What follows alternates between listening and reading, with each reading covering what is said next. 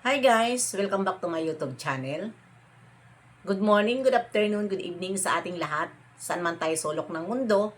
Sana'y nasa mabuti tayong kalagayan at ligtas sa anuman masamang kapahamakan. At bago ang lahat, shoutout muna kay Tita Lydia, Covers TV, Jacqueline Docosin, Hasa 26, Hayats Mix Vlog, Ermagalo Mix Vlog, at syempre si Cell TV Pets. Mega love shoutout sa ating lahat. At syempre si Langga Tintin at Jim Oteli. At sa lahat ng mga team Guwapa. Ano ngayon ang ating reaction upload? Nandyan naka-thumbnail natin si Kuya Val at si Kalingap Ido. At sasagutin natin, hindi naman masama sumagot sa kay Kuya Val, basta sa issue lang tayo. Walang below the belt. Kasi parehas naman tayo, reactor. Si Kuya Val ngayon, hindi na charity vlogger, kundi reactor na siya. Tapos na siya mag-charity vlogger at marami na siyang natulungan. Kaya sa kanyang edad niya, tama lang na mag-istipot na siya at magre-reaction na lang pagtatanggol sa mga nakapaligid sa kanya. Dahil noon ay marami na siyang tinuruan. Dapat yung nandyan na mga charity vlogger, kayo na ang mag-charity. Dahil nandyan na si Kuya Bal na magtatanggol sa inyo. Dahil si Kuya Bal na ang reactor nyo. Ayan. Sabi ni Kuya Bal, magdidimanda daw siya patungkol sa nagko-content kay Ido. Ito lang Kuya Bal. Di ba? Saan ba nag-umpisa ang gulo? Di ba dyan sa kay Kalingap Ido? Tama lang, magtanggol ka kasi reactor ka na eh. At syempre, reactor ka na, sasagot lang naman ako sa issue. Di ba? Patungkol nga dito ngayon sa sinabi mo. Ito, parinig ko. Yung nag-content kay Ido? Kahit sino ba kayo? Kahit kayo Kalingap dati, nag-content kay Ido paninin? Yes, nag-content ako Kuya Bal. Hindi ko ipagkakaila. Nag-content ako dahil hindi ko siya gusto. Isa lang naman ako na reactor na magsisita sa nakikita ko at based doon sa nire-reactionan ko. Ha? Walang resibo. Sinong may sabi sa'yo, Kuya Bal, na walang resibo? Ikaw ba'y nagsasalita ka? Sa mga pinangbibitiwan mong salita, wala ka bang resibo? Na reactor ka? Diba? Of course, may resibo ka, Kuya Bal. Dahil reactor ka. Alam mo at alam mo yon kung ano nasa ang social media. Na totoong nanghingi si Ido ng pera. Totoo nang hingi siya, Kuya Bal, ng pera. Alam ba ni Tita Lydia na bibili siya ng car? Kung hindi siya nag-reach out kay Tita Lydia,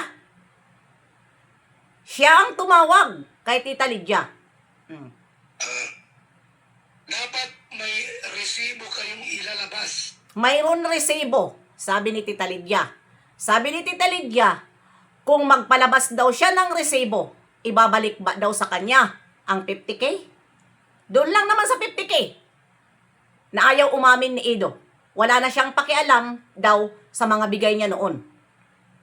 Doon lang, dito lang ngayon sa 50K na hindi inaamin. Saan ba nag-umpisa ang gulo? Hindi ba sa mga alipores ni Kalingap Ido? Mailalabas ba yan? Kung hindi, comment ng comment. Ang mga alipores ni Ido, mailalabas ba yan? Na na si Ido ay nanghingi. Totoo nang hingi. Itanong mo, huwag kang kampi ng kampi, napapahamak ka. Ha? Sa hindi mo naman tunay na pamangkin. Di ba sa ikaw lang sabi nun, hindi mo pamangkin si Ido, pero napapahamak ka sa ginagawa ng hindi mo pamangkin. Ikaw may sabi nun, hindi mo pamangkin si Ido. Bakit ka guguluhin na hindi mo naman pamangkin si Ido? Di ba yun ang sabi mo sa live mo? Bawal po sa Kalingap ang manghingi ng pera. Ayon, mga charity vlogger dyan! Narinig nyo na ang sinabi ni Kuya Bal? Bawal ang manghingi sa sponsor ng pera, lalong-lalo na nandyan ka sa Kalingap. Bawal rin ang pagparinig na manghihingi pagdating ng mga birthday nyo. Parinig ng parinig, magpapalipad dahil birthday nyo. Bawal din yan. Ha? Hintayin ang sponsor kung magbigay. Ayun ha, mga charity ha? Makinig kayo sa sinabi ni Kuya Bal. Bawal ang manghingi. Sinasabi niyo na si Ido nangingi ng 100 o $1,000. Nanghingi siya, Kuya Bal. Hindi sinungaling si Tita Lydia at kilala mo si Tita Lydia. Huwag kang magmangmangmangan at kilala mo si Tita Lydia. Nanghingi siya. Masama ba umamin? Yun lang naman ang inihintay na ipagtanggol siya doon sa mga basher. Yun ang hirap eh. Pagdating sa pagtanggol, hindi makapagtanggol. Pero pagdating sa tulong, ang bilis.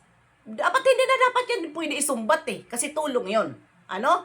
Ako sa issue lang. Wala rin naman ako na itulong sa inyo. Pero dito lang tayo sa issue, Kuya Bal. Di ba? Para sa kanyang sasakyan, ilabas yung resibo. May resibo. Ulitin ko, Kuya Bal. Kung ibigay daw ni Tita Lydia ang resibo, ibabalik din ba daw ang 50K? Dahil yun ang sinabi niya sa akin. Dahil hinihingi ko ang resibo. Ilabas. Hindi pwede po na umamin si Ido. Ayun. Hindi pwede yun, Kuya Bal. Natuturuan mo si Kalingap Edo na hindi pwede umamin. Ayun tayo eh. Kahit totoo, sasabihin mo kay Edo na huwag umamin. Ano yan, Kuya Bal? Ha? Mahirap ba umamin? Sa katotohanan? Ay naku po, Kuya Bal, hindi maganda itong sinabi mo dito na huwag umamin si Kalingap Edo. Dahil umamin na si Kalingap Edo na totoo na may bigay si Tita Lydia na 50K. Oh, tapos ngayon sasabihin mo, hindi pwede na umamin si Edo. Ay, Diyos ko, Lord naman, Kuya Bal naman, Huwag ganon, Kuya Bal. Ha? Issue lang tayo, Kuya Bal. Huwag ka magalit sa akin. Friend naman tayo eh. Di ba? Na sinang hingi. Dapat naroong conversation. Mayroon conversation. May conversation. At lagi yung tumatawag. Na pamangkin mo kay Tita Lydia. Andito sa akin ang conversation. Pero hindi ko ipapalabas dahil sabi mo, ididimanda mo ang nagko-content kay Edo. Huwag mo nang sakupin, Kuya Bal. Marami ka nang ididimanda. Intindihin mo yung mga nambabalahura sa'yo ngayon. Yun ang bigyan mo ng pansin. Si Edo, siya na bahala sa amin. Huwag mo nang sakupin ang hindi mo kaano-ano na nagpapahamak sa community nyo. Atupagin mo sila kapiso, kapitana. Sino pa dyan kayo? O sino pa yan? Kasi marami ka nang kakasuhan dahil marami na nambabalahura sa'yo. Yun ang atupagin mo. Huwag mong atupagin. Bahala na si Kalingap Edo sa amin magdemanda na kami ang bumibira. Huwag mong atupagin. Atupagin mo sila kapiso dahil si kapiso ngayon naglilikom na para sa demanda mo. Unti-unti na nang hihingi sa GCash. Dahil pinaghahandaan ang demanda mo. Diba pinaghahandaan na ni Kapiso? Kaya gawin mo na, Kuya Bal. Pagdating kay Edo, magagastusan ka. Si Edo naman, ang ipa-demanda mo. Huwag ikaw. Kasi hindi mo na yan maaatupag sa dami ng ididimanda mo. Diba? Yun ang atupagin mo. Huwag na si Edo. Dahil may bunganga si Edo at may pira si Edo na kaya magdemanda. Kung sino sa kanya ang nagbabalahura. Dahil sabi mo, nagbabalahura, masama ba ang sumagot? May mga pinangahawakan naman kami. Diba nasasaktan ka, Kuya Bal? Sa sinasabi mong hindi mo pamangkin, na ikaw naman mismo talaga, di ba inamin mo rin na manyak si Edo, di ba sabi mo, bakit ako ang pinatulpo.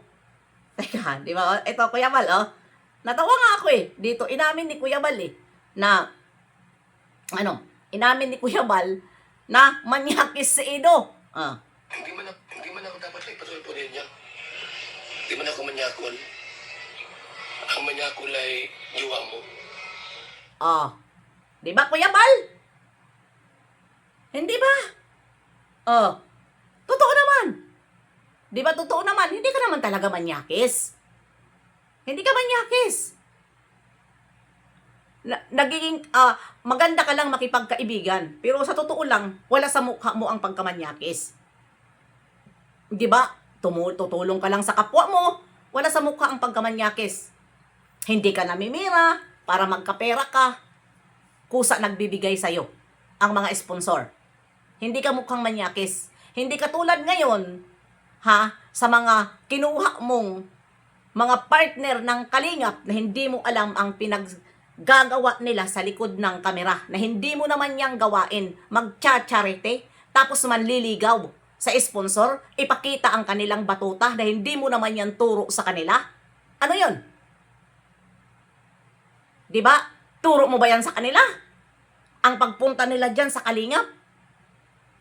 Para turuan mo sa pagcha-charity. Hindi para mangmanyak. Diba? Kaya tama ang mga sinasabi mo dito. Pero dito sa sinabi mo na huwag umamin si Edo, ito. Totoo. Na si Ido po'y nanghingi ng pera sa sponsor para mapatunayan po talagang totoo na sinahingi. Yung nag-content kay Ido sa sponsor para mapatunayan po talagang totoo na sinahingi. Ilabas ang inyong resibo. O, ilalabas namin yan. Huwag mag-alala. Nag-content kay Ido. Ilalabas namin yan kung yun ang gusto nyo. Pero, ang hindi yan galing sa akin galing yan kay Tita Lydia. Dahil hinihingi nyo ang resibo na hindi naman niya kailangan na maging big deal yan, hinihintay lang niya na magsalita si Kalingap Ido, stop, yan ang sabi niya. Dahil nagalit lang siya doon sa isang basher na nag-comment na sabihin ang totoo dahil ang sabi hindi daw nanghihingi si Kalingap Ido sa mga sponsor. Di syempre, lumabas si Tita Lydia dahil humingi naman sa kanya talaga si Ido. Totoo naman ni Tita Lydia, malalaman ba niya na bibili ng sasakyan si Kalingap Ido kung hindi nag-reach out sa kanya? Yan ang sabi ng matanda. Ang sabi daw ni Ido, tita, baka matulungan mo ako kahit kunti lang. Kasi bibili ako ng sasakyan pang dagdag. Oh! Sabi niya, sige. Dahil syempre, sponsor siya. At hindi lang naman yan ang naibibigay niya kay Kalingap Ido, pero wala na yon. Sabi niya, doon lang daw sa issue sa sasakyan. Dahil ito naman ang nag-umpisa na issue.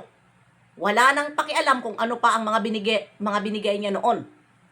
Hindi ko yan babanggitin. Dito sa issue tayo. Sa sasakyan. Di ba? Yan lang naman, Kuya Bal. Kaya, sinagot lang naman kita dito sa sinabi mo. Kaya, atupagin mo, yan lang ang payo ko bilang kaibigan mo, bilang reaktor mo, sasabihin ko pa rin na reaktor mo ako dahil may ID ako sa'yo. Anytime, pwede kita ipagtanggol. Pwede kita ipagtanggol anytime. Sa ngayon lang, na mga issue sa ganito, hindi ako umaagree. Ayoko magkonsente. Diba? Ayoko magkonsente sa maling gawain. Sa maling ginagawa na nakikita ng karamihan na mali naman. Bakit natin ipaglalaban ang sarili natin? Mabilis naman tayo magpakumbaba. Diba? Ayoko. Kaya ayoko yung magre-reaction ako, pero sa issue tayo. Huwag tayo below the belt. Yun lang yun. Kaya hanggang dito na lang. See you next live and upload. God bless sa ating lahat. Mabuhay ang Team Guwapa.